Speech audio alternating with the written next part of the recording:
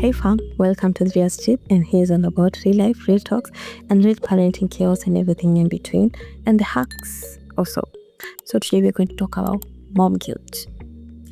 Guilt as a parent, a mom or a dad, but most of the time it applies to mothers because we are the ones with the kids. Mostly we're the ones in the house. So today I just came from work. Apparently it's around 10:30 right now. And when I came, I was so tired. I just needed some space. As a medic, like you work most of the times talking to people, trying to understand people's situations. And when you come home, you just want some peace of mind. You want your own time to do your own things and just be a girl. And when I came, you know how kids are excited to see their parents, and then they're all over you and you feel stimulated. You just don't end up just go and sleep and leave me alone. But you're the mother, so you have to put up with them. But later on, ensure that they go to sleep on time so that you can be left alone. So yeah, I was trying to read my gratitude jar as I forced them to go and sleep. And then I started feeling guilty, and that's when I decided to shoot this video. And I wanted to ask you, do you ever feel guilty about how you're raising your kids? Do you feel like you're raising them differently? If you have a son, 2 sons, 2 daughters, or a boy and a girl. Myself, I have a boy and a girl, and at times I do feel like I'm raising them differently by how I handle them. My son is older. Him being the firstborn, you may not really punishing him, but maybe talking him out, like, why are you taking the toy? You're supposed to share with your sister. Let her be.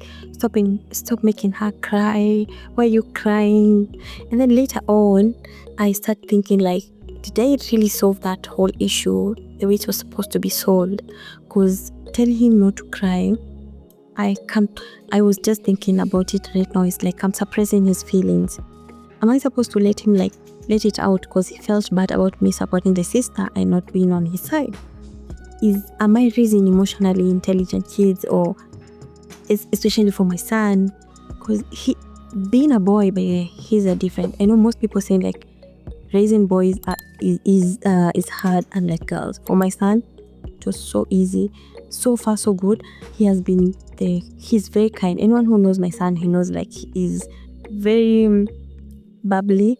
He will say hi to you. He'll be there ensuring maybe another kid is okay. Of course, he has the boyish part where he will knock someone in school or something, but he is not that chaotic. You see the way you have a kid who is throwing things all over, climbing everywhere, destroying things around the house. No, he listens. But for the sister, you say raising girls is easy. My daughter, she's quite chaotic. She is, you can tell she's the person who stands on business. If she's not happy, she's not happy. For earlier, if she wants something, she'll go for it. So you meet they're having that conflict with the brother, where they are fighting for things. She wants the car, she'll buy her a doll. She doesn't want the doll, she wants what the brother has. And now she wants the tablet that the brother is using that time. So when I'm solving these issues, I'm like, is this how it's supposed to be? Because my son is left feeling like he's in the corner. You'll tell him not to cry, and then you'll meet him feeling lonely somewhere. And I ask myself, am I raising my son to suppress his feelings? Tell me how you will solve these issues, God. Man, it's not easy. I think raising kids doesn't come with a manual. You just do it. But sometimes you also want an insight from people, how do you do it? How do you solve? Especially because one is 6, the other one is 2. I want them to love each other. I want to raise them in a way that he cares for the sister, and the sister knows without my brother there's nothing. Because sometimes you'll meet they are playing together, but they'll get to a point where one is tired of the other, wants to watch, the other one wants to play, and now they start quarreling, and now you have to solve this thing. And I don't know, guilt kills me sometimes. And then you see how you get stimulated, and maybe you feel like you've raised your voice. I'm guilty of that, and I'm really trying not to traumatize the African in me, where I don't raise my voice. oftenly, but I try to talk in a very staunch manner where like, don't do that. If you do it, I'm gonna whip you. I'm gonna do this. I'm gonna take this from you. The threats, the mom threats. And they do work sometimes, and sometimes they don't work. But guilt is so real. Even the other point where I feel guilty when, as a matter, is you would want to travel to a place and then leave your kids, and then the thought of them being alone kills you. Ushekwa like unataka tu space. When you get the space, you start thinking like, when am I going back to my kids? Like, where are they? Can they wake up, we play? Like, right now when they went to sleep, I was like, I had promised my son we were going to play hide and seek.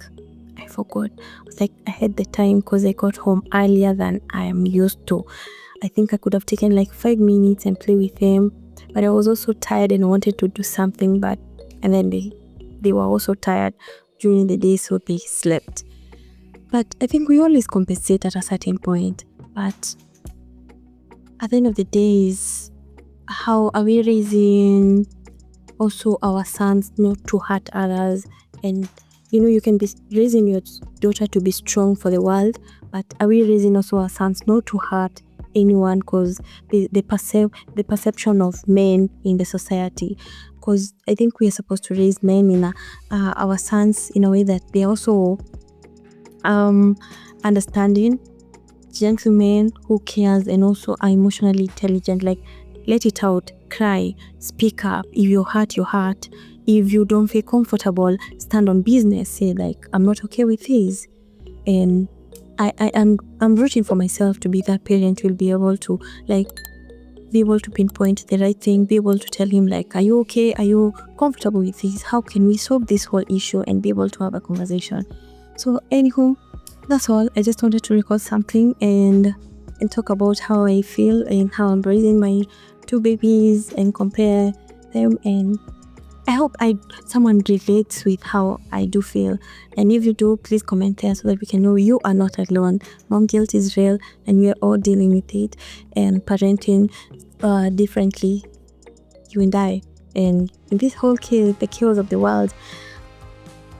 And we got this, because no one has a manual. We got this. So before we finish, are your kids experiencing the current flu that is going around, where they have a very high fever that is not going down, and tonsillitis, coughing, a cough that is not going away? I have a home remedy for you, because I have gotten so many kids where I'm giving them medication and the fevers are they're not going down. For me, I do have a home remedy that I use for my kids to just keep them at bay, especially with the current weather. Most kids are really getting a common cold, sneezing, coughing, fevers, and so on. This recipe, it's a recipe. You see the normal onion, the purple one, cut it into small pieces, turmeric, ginger, and garlic. You can also add some lemon juice, the peelings. You can grate them inside the concoction. All these things are raw. Don't boil anything. Don't cook anything. Don't fry anything. Don't put any hot water in those things. And then add honey in the concoction. Add honey, mix it, and then cover. Put it for 12 hours. It's gonna have some water, like there's water in the onions and the other stuff. So that water, because of the honey, it will be sweet and it will act like medicine to your kids, and it will help to really monitor their what is it called, their cold. You give them every morning or every evening before they go to school or before they go to sleep. It works so well. Here we give you hacks in terms of parenting, so continue keeping up and hitting that subscribe button and the bell so that whenever I post, you're not gonna miss any of my videos. Adios, and see you next time in my next video.